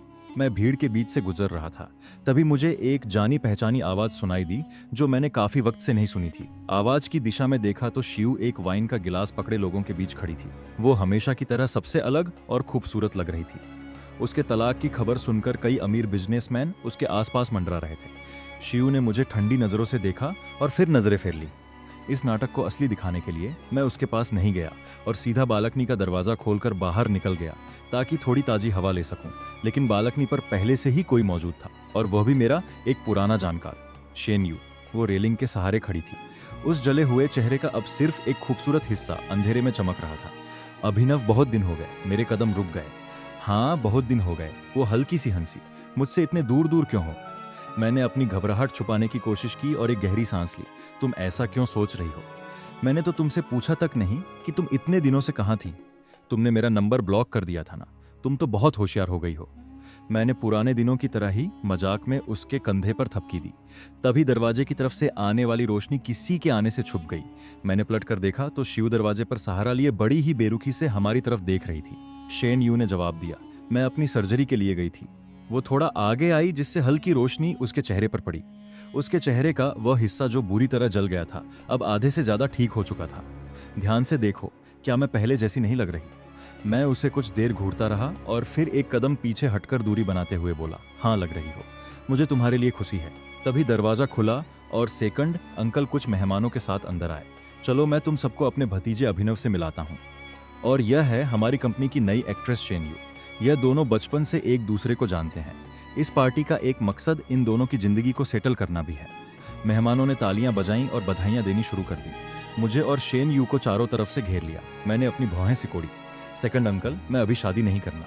मेरी बात पूरी होने से पहले ही शेन यू ने अचानक मेरा हाथ पकड़ लिया और मुस्कुराते हुए बोली, अंकल आप चिंता मत कीजिए, अब से मैं अभिनव का ख्याल रखूंगी। मैंने हाथ छुड़ाने की कोशिश की, लेकिन उसकी पकड़ किसी ऑक्टोपस की तरह मजबूत थी। गनीमत रही कि कुछ सेकंड बाद ही उसने मुझे छोड़ दिया और मेहमानों के साथ बात करने लगी। मेरा दिमाग बहुत उलझा हुआ था। जब शेन यू मेहमानों से बात कर चुकी तो मैंने उससे पूछा, तुम मेरे सेकंड अंकल के साथ कब से मिली हुई हो? शेन यू ने आराम से अपने बाल संवारे। मैं तुमसे तभी शादी कर सकती हूँ जब मुझे वही फैमिली एक्सेप्ट कर लेगी। मेरा एक और प्लान भी था, लेकिन तुम्हारे तलाक ने मेरा बहुत सारा काम आसान कर दिया। मैंने उसके चेहरे को देखा और वो मुझे इतनी अजनबी और खौफनाक लगी कि मैं बता नहीं सकता। शेन यू मुस्कुराई। क्या हुआ, पहचान नहीं पा रहे? क्या तुम्हें लगता है कि मैं वैसी शेन यू नहीं रही जैसी तुमने सोची थी? पहले मुझे लगता था कि शेन यू की मुस्कान सूरज की तरह रोशन है और हम दोनों एक ही दुनिया के हैं, लेकिन अब मुझे लग रहा था कि मैं गलत था। वो एक एक कदम मेरी तरफ बढ़ा रही थी और मैं पीछे हटता जा रहा था। आखिर में मेरी पीठ कांच के दरवाजे से जा टकराई। अभिनव, मैं हमेशा से ऐसी ही थी। उस धुंधली रोशनी में उसकी मुस्कान मुझे बहुत खौफनाक लग रही थी। मैंने तुम्हें कभी छोड़ने का नहीं सोचा था, क्योंकि मैं तुमसे प्यार करती हूँ। तुम भी पिछले जन्म की तरह लिन शिव के साथ मरना नहीं चाहोगे, है ना? तो यह वही थी। मैंने गुस्से से अपने दांत पीसे। मेरा हाथ पीछे दरवाजे के हैंडल पर गया और मैंने उसे धीरे से दबाया। दरवाजा खुलते ही वायलिन की मीठी धुन और हॉल की रोशनी अंदर आ गई। शेन यू, इस बार मैं तुम्हें जीतने नहीं दूंगा। भीड़ में वापस आने के बाद मुझे एहसास हुआ कि मेरा शरीर ठंडे पसीने से भीग चुका था। मैं सीढ़ियों से होते हुए दूसरी मंजिल की तरफ गया। इस कॉरिडोर के आखिर में वो कमरा था जहां मैं कभी रहता था। मैं बस वहां जाकर थोड़ी देर आराम करना चाहता था। जैसे ही मैंने दरवाजा खोला, एक सॉफ्ट से शरीर ने मुझे बिस्तर पर गिरा दिया। एक जानी पहचानी खुशबू मेरे चेहरे से टकराई। शियू की मीठी और बॉस वाली आवाज मेरे कानों में पड़ी, जिसमें हल्की सी शराब की महक भी थी। उसने तुम्हें कहाँ छुआ? मेरे कंधे पर एक गर्म किस महसूस हुआ। कुछ देर एक दूसरे में खो जाने के बाद मैंने धीरे से पूछा, क्या तुम जल रही हो? पूरा कमरा जलन की महक से भर गया है। शियू की आवाज भारी हो गई।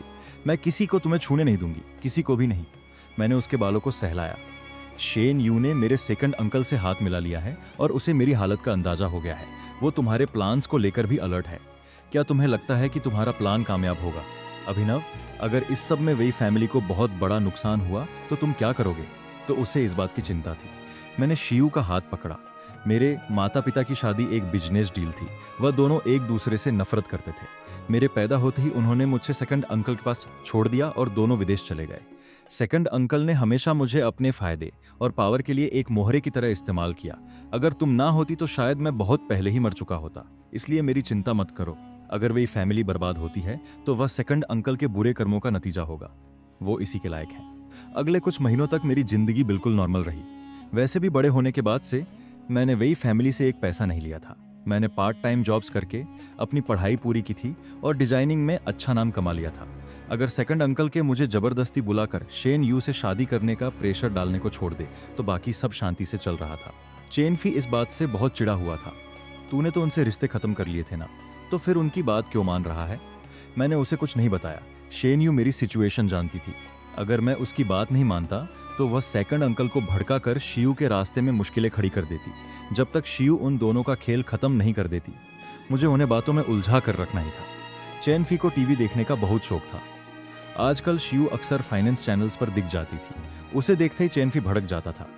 अभिनव, तेरी अगली बीवी को मुझे जरूर दिखाना। वो टीवी रिमोट पकड़े हुए ऐसे कांप रहा था जैसे उसे पार्किंसन की बीमारी हो। उसने टीवी पर शियू की तरफ इशारा करते हुए चिल्लाकर कहा, इस औरत को देखकर ही पता चलता है कि यह अच्छी नहीं है।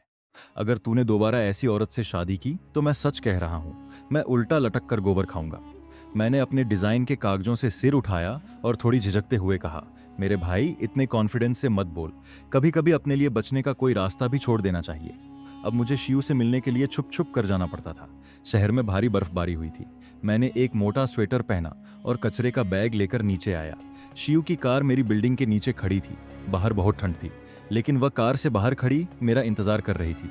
उसने वही वूलन कोट पहना था जो मैंने उसे दिया था और वह मफलर भी गले में लपेटा हुआ था। मैंने उसकी तरफ हाथ हिलाया तो वह उछलते हुए मेरे पास आई और खुशी से मेरी बाहों में गिर गई। मैंने जल्दी से कहा, बाहर बहुत ठंड है, कार के अंदर चलो।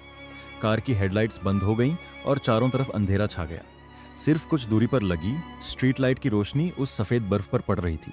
मैंने अपनी मोटी जैकेट की जेब में कुछ ढूंढा और एक लॉलीपॉप निकालकर उसे दिया। यह तुम्हारे लिए। शिव ने मुस्कुराते हुए लॉलीपॉप ले लिया। मेरे पास ऐसे बहुत सारे हैं, क्या तुम्हें पसंद नहीं आए? मैं उसे वापस लेने लगा, लेकिन उसने जल्दी से अपना हाथ पीछे खींच लिया। थैंक यू, मुझे यह बहुत पसंद है। सच कहूं तो हमारे बीच बातें करने के लिए कुछ खास कॉमन टॉपिक्स नहीं थे, लेकिन फिर भी हमारी बातें कभी खत्म नहीं होती थी। मैंने मुस्कुराते हुए उसके कंधे पर सिर रखा। मेरे दोस्त ने कहा कि अगर मैंने तलाक के बाद भी तुम्हारे जैसी औरत से दोबारा शादी की तो मैंने उन गंदे शब्दों को छोड़ दिया तो वो कुछ बहुत ही घटिया काम करेगा। मैंने एक लंबी सांस ली। मैं सोच सकता था कि जब चेनफी को सच्चाई पता चलेगी तो वो मुझे कैसे पीटेगा। शिव जोर से हंस पड़ी। उसने मेरा हाथ पकड़ा। तो क्या तुम किसी और को चुनना चाहते हो? मैंने उसे घूर कर देखा। तुम क्या बकवास कर रही हो? उसने अपनी आंखें झुकाईं और चुपचाप मेरा हाथ पकड़ लिया। उसकी उंगलियां लंबी और बहुत खूबसूरत थी, बस थोड़ी ठंडी थी। पता नहीं आजकल उसे क्या हो रहा था। मुझे बार बार बुरे सपने आ रहे हैं। मैं हर बार यही सपना देखती हूँ कि मैं तुमसे कह रही हूँ कि तुम्हें मेरे बिना अच्छी जिंदगी जीनी है। शिव ने अचानक कहा, अभिनव, मेरा मतलब है अगर एक दिन मैं अचानक तुम्हें छोड़कर चली जाऊं। उसकी बात पूरी होने से पहले ही मैंने उसे टोक दिया। तुम कहीं नहीं जाओगी। मैंने उसके बालों पर किस किया और एक गहरी सांस लेकर कहा, हम कभी अलग नहीं होंगे। अगली सुबह मैं और चेनफी टैक्सी में बैठकर जल्दी जल्दी स्टूडियो जा रहे थे। तभी शेन यू का फोन आया। अभिनव, तुम कहाँ हो? मुझे अचानक याद आया कि आज मेरी उसके साथ एक डेट फिक्स थी। सॉरी, मुझे कुछ अर्जेंट काम आ गया है। शेन यू ने पूछा, कहाँ हो? मैं तुम्हें एड्रेस भेजता हूँ। चेनफी जानता था कि मुझे शेन यू पसंद नहीं है, इसलिए उसने मेरा फोन छीना और कॉल कट कर दी। तभी टैक्सी के रेडियो पर एक न्यूज़ बुलेटिन आने लगा। हम दोनों कुछ देर सुनते रहे और फिर एकदम चुप हो गए। वही फैमिली के साथ कुछ बुरा हुआ है। सालों पहले हुए एक कंस्ट्रक्शन साइट एक्सीडेंट का मामला फिर से खुल गया था। चेन फी ने मुझे बहुत चिंता से देखा। मैंने सिर हिलाते हुए कहा, मैं ठीक हूँ। मुझे उम्मीद नहीं थी कि शिव इतनी जल्दी अपना काम कर लेगी। मुझे पिछले जन्म की याद आई। सेकंड अंकल ही मास्टरमाइंड थे जिन्होंने बॉस झो को उस ब्लास्ट के लिए उकसाया था। इतने दिनों से मेरे दिल में डर बैठा था, वो अब थोड़ा कम हो रहा था। इस बार सब कुछ 10 साल पहले ही हो गया। शिव की कंपनी तेजी से तरक्की कर रही थी और सेकंड अंकल का एम्पायर अभी इतना बड़ा नहीं था कि वह कोई खतरा बन सके। शायद अब वैसी नौबत नहीं आएगी। आज सड़क पर ट्रैफिक कम था और टैक्सी ड्राइवर भी गाड़ी बहुत आराम से चला रहा था। तभी आधी रास्ते में एक कार अचानक हमारी तरफ तेजी से आई। उसके बाद मेरी आंखों के सामने अंधेरा छा गया। कुछ दूर से मुझे एक आवाज सुनाई दी, अभिनव, अपनी आंखें खोल बेवकूफ। लोहे के घिसटने की तेज आवाज ने मुझे नींद से जगाया। मुझे अपना पूरा शरीर बहुत भारी लग रहा था। आंखें खोली तो देखा कि मैं एक मोटे स्टील पाइप से बंधा हुआ हूं और चेन फी उसी पाइप के सहारे बैठा हुआ है। हवा में इंडस्ट्रियल ऑयल की तेज महक और मिट्टी की अजीब सी गंध आ रही थी। मैं कंफ्यूजन में जमीन से उठा। चेन फी अपने पैरों को जोर से मार रहा था। भगवान का शुक्र है तू उठ गया, जल्दी से मेरी रस्सियां खोल। मैं जल्दी से उसके पास गया और नीचे बैठकर उसकी रस्सियां देखी। मेरी पुरानी यादें एकदम से ताजा हो गईं। मैंने सिर उठाकर चारों तरफ देखा और मेरे पूरे शरीर से ठंडा पसीना छूटने लगा। यह तो वही खाली पड़ी फैक्ट्री है जहां पिछले जन्म में मेरी बेरहमी से हत्या की गई थी। रस्सियों में ऐसी गांठ लगी थी कि उन्हें खोलना नामुमकिन था। चेन फी गालियां देते हुए रस्सियों को रगड़ कर तोड़ने की कोशिश कर रहा था। इनकी हिम्मत कैसे हुई मुझे किडनैप करने की? लगता है इन्हें अपनी जान प्यारी नहीं है। काफी देर रगड़ने के बाद भी जब से रस्सी नहीं टूटी तो वो थक कर पत्थर से टिक गया। इन्होंने मुझे बांधा है, तुझे नहीं। इसका मतलब इनका निशाना मैं हूं। जब यहाँ कोई ना हो तो तू चुपचाप भाग जा और पुलिस को बुला। मैंने एक कड़वी मुस्कान के साथ कहा, सॉरी भाई, इस बार मेरी वजह से तू भी इस मुसीबत में फंस गया। तेरा क्या मतलब है? उसकी बात पूरी भी नहीं हुई थी कि पीछे से शेन यू की आवाज आई, तुम्हारा यह दोस्त काफी समझदार है। चेन फी ने सिर घुमाकर देखने की कोशिश की, पर मैंने जल्दी से उसकी आंखें ढक दी और शेन यू को घूरते हुए बोला, मैंने कहा था ना उसे इस सब के बारे में कुछ नहीं पता। चेन फी से रुका नहीं गया। मैं तुझे बता रहा हूँ औरत, मेरा नाम चेन फी है। तूने मुझे बांधने की हिम्मत की। मेरे पिता तेरा वो हाल करेंगे कि तू सोच भी नहीं सकती। यह सुनकर शेन यू का चेहरा गुस्से से लाल हो गया। मैंने बीच बचाव करते हुए कहा, तुमने सुना ना, हमारे मसले में उसके परिवार को घसीटने का कोई मतलब नहीं है। चेन फी के पिता पॉलिटिक्स में थे और उसका बड़ा भाई पुलिस में था। अगर चेन फी को कुछ हुआ तो कोई भी इस बात से बच नहीं पाएगा। शेन यू ने मेरी तरफ एक पेपर कटर फेंक दिया। मैंने जल्दी से कटर उठाया और चेन फी की रस्सियां काट दी। मुड़कर मत देखना, सीधा घर जा और वहीं रहना। इतना कहते ही वो बिना पीछे मुड़े पूरी ताकत से बाहर की तरफ भाग गया। अब उस खाली फैक्ट्री में सिर्फ मैं और शेन यू बचे थे। उसने मुझे खिड़की के पास खींचा, नीचे देखो कौन आया है। नीचे ग्राउंड पर सेकंड अंकल ने शिव के सिर पर बंदूक तानी हुई थी। वो बहुत कमजोर लग रही थी। मेरा दिल एकदम से बैठ गया। मेरी उंगलियां ठंडी पड़ गईं और कांपने लगी। लेकिन मुझे पता था कि मैं जितना कंसर्न दिखाऊंगा शिव की जान को उतना ही ज्यादा खतरा होगा। मैंने अपनी आंखें बंद कर ली और पूरी तरह से बेपरवाह दिखने की कोशिश करते हुए कहा, मेरा और उसका तलाक हो चुका है। उसके साथ जो भी हो मुझे उससे कोई फर्क नहीं पड़ता। अच्छा ऐसा है क्या? शेन यू ने नीचे देखते हुए एक ठंडी आवाज में कहा, सेकंड अंकल, इसके एक पैर में गोली मार दो। बंदूक चलने की एक तेज और भयानक आवाज आई। शिव के पैर से गहरा लाल खून बहने लगा और वो घुटनों के बल जमीन पर गिर पड़ी। उसने सिर उठाकर मेरी और शेन यू की तरफ देखा। उसका चेहरा सफेद पड़ चुका था। शेन यू, अभिनव तुम्हारे पास है, उसे जाने दो। शेन यू ने उसकी बात को इग्नोर कर दिया और मेरी तरफ मुड़कर पूछा, अभिनव, क्या तुम्हें मजा आ रहा है? मेरा पूरा शरीर बर्फ की तरह ठंडा पड़ चुका था। मेरे मुंह से एक शब्द भी नहीं निकल रहा था। शेन यू ने फिर से आदेश दिया, सेकंड अंकल, अब दूसरा पैर। मैंने तुरंत शेन यू का हाथ कसकर पकड़ लिया और कांपती आवाज में बोला, प्लीज ऐसा मत करो। शेन यू की मुस्कान तुरंत गायब हो गई। मेरी उंगलियों ने उसका हाथ इतनी जोर से पकड़ा हुआ था कि मेरे पोर सफेद हो गए थे। उसने बहुत ही चैलेंजिंग नजरों से शिव की तरफ देखा और अगले ही पल उसने मेरी ठुड्डी पकड़कर कहा, मुझे किस करो। मैं पीछे हटने ही वाला था कि उसने कहा, क्या तुम चाहते हो शिव मर जाए? मेरा शरीर अकड़ गया। मैं हिल भी नहीं पा रहा था। शेन यू ने अपने होठ मेरे होठों पर रख दिए। मुझे अंदर से इतनी घिन आ रही थी कि मुझे उल्टी करने का मन कर रहा था। मैंने शेन यू को धक्का देकर दूर किया और उसे गुस्से में कुछ कहने ही वाला था। तभी नीचे से एक और गोली चलने की आवाज आई। मेरा दिमाग एकदम ब्लैंक हो गया। मैं घबराते हुए खिड़की के पास पहुंचा, लेकिन वहां शिव खून से लथपथ नहीं पड़ी थी, बल्कि सेकंड अंकल की पीठ में गोली लगी थी और वह जमीन पर गिरे पड़े थे। थोड़ी ही दूरी पर स्वॉट टीम की गाड़ियां आ चुकी थीं और उन्होंने कुछ ही सेकंड्स में पूरी जगह को घेर लिया था। शेन यू का चेहरा डर से पीला पड़ गया। उसने तुरंत अपनी बंदूक मेरी तरफ तान दी। उसने कभी नहीं सोचा था कि पुलिस इतनी जल्दी आ जाएगी। उसने एक हथकड़ी से मुझे स्टील पाइप के साथ बांध दिया और मुझे खींचकर एक ऐसे अंधेरे कोने में ले गई जहां स्नाइपर्स की नजर ना पड़ सके। उसने जोर से चिल्लाकर कहा, मेरे हाथ में बम का रिमोट है, शियू को अंदर भेजो मुझसे मिलने, वरना मैं इसके साथ साथ खुद को भी उड़ा लूंगी। शेन यू, शांत हो जाओ। मैं बिल्कुल शांत हूँ। शेन यू की आवाज में एक पागलपन आ चुका था। पिछले जन्म में तुम शियू के साथ मरने को तैयार थे, तो फिर मेरे साथ क्यों नहीं मर सकते? मुझे लगा था कि मैं सब कुछ ठीक कर लूंगी, लेकिन तुम्हारा भी पुनर्जन्म हो गया। मुझे मेरा अभिनव वापस चाहिए। तभी कुछ कदम दूर से एक जानी पहचानी ठंडी आवाज गूंजी, मैं आ गई हूँ, उसे छोड़ दो। यह शियू थी। मैं जोर से चिल्लाया, तुम यहाँ क्या कर रही हो? बेवकूफ औरत, यहाँ क्यों आई हो? उसके पैर का खून अब सूख चुका था। जब से वह दूसरी मंजिल पर आई थी, उसकी नजरें सिर्फ और सिर्फ मुझ पर टिकी थीं। शायद उसे डर था कि मुझे कुछ हो ना जाए। शेन यू ने मुझे पीछे खींचा और अपनी बंदूक शियू की तरफ तान दी। लिन शियू, इस बार हम कुछ नया खेलते हैं। शेन यू ने कुछ दूरी पर रखे एक नकली जैकेट की तरफ इशारा किया। वो जैकेट पहनो, मत पहनना। मैं जोर से चिल्लाया। शेन यू किसी पागल की तरह जोर जोर से हंसने लगी। अभिनव, पिछले जन्म में शियू ने तुम्हारे साथ मरने की हिम्मत की थी और तुम उससे कितना प्यार करते हो। मैंने इस दिन का बहुत लंबे समय से इंतजार किया है। आज या तो वो मरेगी या फिर तुम। शियू, भाग जाओ यहाँ से। मेरा गला सूख चुका था, फिर भी मैं पूरी ताकत से चिल्लाया। लेकिन शियू ने मानो मेरी बात सुनी ही नहीं और जल्दी से जैकेट पहन ली। जैसे ही टाइमर की पहली बीप बजी, मैंने निराशा में अपनी आंखें कसकर बंद कर ली। शेन यू ने मुझे आगे की तरफ धक्का दिया। अभिनव, दोनों में से किसी एक को चुनो। मैं उन दोनों के बीच खड़ा था। मैंने एक कदम शियू की तरफ बढ़ाया तो वह आधा कदम पीछे हट गई। अभिनव, मेरे पास मत आना, इसमें बम है, शियू ने बहुत ही सीरियस होकर कहा। मैं अपनी जगह जम गया। मेरी हिम्मत नहीं हो रही थी कि मैं एक कदम भी और आगे बढ़ाऊं। मुझे मौत से डर नहीं लगता था, लेकिन इस वक्त अगर मैं शेन यू के सामने शियू को चुनता तो शेन यू का गुस्सा भड़क जाता। वो शायद वक्त से पहले ही बम फोड़ देती। शियू पीछे हटते हुए खिड़की के पास पहुंच गई। उसने मेरी तरफ देखा और फिर शेन यू से कहा, शेन यू, तुम्हारे पिता के साथ जो हुआ मुझे उसका अफसोस है, लेकिन तुम्हारे जैसी इंसान मेरे पिता का नाम लेने के लायक नहीं है। शेन यू, जो अभी तक मजे से तमाशा देख रही थी, अचानक भड़क गई और एक कदम आगे बढ़ी। तुम जैसे अमीर और घमंडी लोग जिनके मुंह में चांदी का चम्मच होता है, क्या तुम्हारे पास रत्ती भर भी इंसानियत है? शियू ने बहुत ही ठंडेपन से मुस्कुराते हुए एक ताना मारा। लेकिन उस साल तुम्हारे पिता ने ही सेफ्टी रूल्स तोड़े थे। उन्होंने हेलमेट नहीं पहना था। हमने तुम्हें पूरा मुआवजा भी दिया था। सच कहूं तो तुम बस एक लूजर हो जो अपनी नाकामियों का इल्जाम दूसरों पर डाल रही है। मेरा पूरा शरीर कांपने लगा। क्या यह दुनिया पागल हो गई है? शियू का एक एक शब्द शेन यू की कमजोर नस पर वार कर रहा था। क्या शियू जीना नहीं चाहती?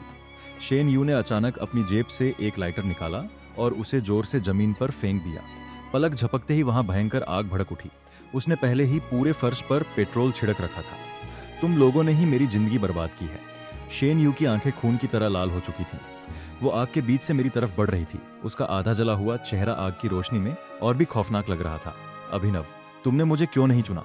अगर तुमने मुझे पहले ही बता दिया होता कि तुम्हें मेरा यह जला हुआ चेहरा पसंद नहीं है, तो मैं कभी खुद के साथ इतनी बेरहमी से पेश नहीं आती। उसकी बात सुनकर मुझे ऐसा लगा जैसे किसी ने मेरे ऊपर बर्फ का ठंडा पानी डाल दिया हो। तो ये पागलपन उसने खुद ही किया था। शेन यू जोर से हंसने लगी। अगर मैं ऐसा ना करती तो मैं तुम्हारे गिल्ट का फायदा उठाकर शियू की इन्फॉर्मेशन कैसे निकाल पाती? इतने सालों तक जो मासूमियत का नकाब शेन यू ने पहना हुआ था, वो आज उतर चुका था। अब उसके चेहरे पर सिर्फ पागलपन और जुनून नजर आ रहा था। अभिनव, अगर तुमने मुझे चुना होता तो आज यह सब नौबत नहीं आती। अब जो भी हो रहा है उसके जिम्मेदार सिर्फ और सिर्फ तुम हो। चलो मेरे साथ जहन्नुम में चलो। उसने अपनी जेब से एक रिमोट निकाला। अगले ही पल एक तेज गोली चलने की आवाज आई और खिड़की के कांच टूटने की आवाज भी। उसके बाद मुझे कुछ सुनाई नहीं दिया। मेरे कानों में एक अजीब सी सुन करने वाली सीटी बजने लगी, जैसे कोई सुई लगातार मेरे दिमाग में चुभ रही हो। सस्पेक्ट न्यूट्रलाइज्ड, डेड बॉडी पुरानी फैक्ट्री के सेकंड फ्लोर पर है। टीम भी रिपोर्टिंग, डेटोनेटर सुरक्षित है। कंफर्मिंग, होस्टेज इज सेफ, मौके पर कोई और एक्सप्लोसिव नहीं मिला है। आग बहुत तेजी से फैल रही है। रेस्क्यू टीम्स को बोलो कि होस्टेजेस को तुरंत बाहर निकालें। तब मैंने पीछे मुड़कर देखा। शेन यू की लाश जमीन पर पड़ी थी। ठंडी हवा ने मेरे नाक में घुसे उस धुएं और बारूद की महक को थोड़ा कम कर दिया। मुझे बाहर से चेनफी की गालियां देने की आवाज सुनाई दी, जो इस वक्त मुझे जन्नत के किसी संगीत की तरह लग रही थी। 21वीं सदी आ गई है, लॉ एंड ऑर्डर है, और यह पागल अभी भी बम से खेल रही है। शुक्र है कि यह चेनफी थोड़ा समझदार निकला और सीधा बाहर जाकर पुलिस को बुला लाया। उसकी वजह से आज मेरी और शियू की जान बच गई। तो बताओ यार, कैसी लगी आपको आज की ये कहानी? और हाँ, जाते जाते आपके लिए एक कमाल की बात है। अगर आपका भी मन है कि अगली बार किसी कहानी में इन किरदारों की जगह आपका नाम सुनने को मिले और वो कहानी भी बिल्कुल आपकी पसंद की हो, तो बिना सोचे जल्दी से अपना नाम नीचे कमेंट बॉक्स में लिख डालो। हमारी पूरी कोशिश रहेगी कि अगला वीडियो सीधा आपके नाम और आपकी चुनी हुई कहानी पर हो। जाने से पहले चैनल को सब्सक्राइब जरूर कर लेना, ताकि ऐसी कोई भी जबरदस्त कहानी आपसे मिस ना हो जाए।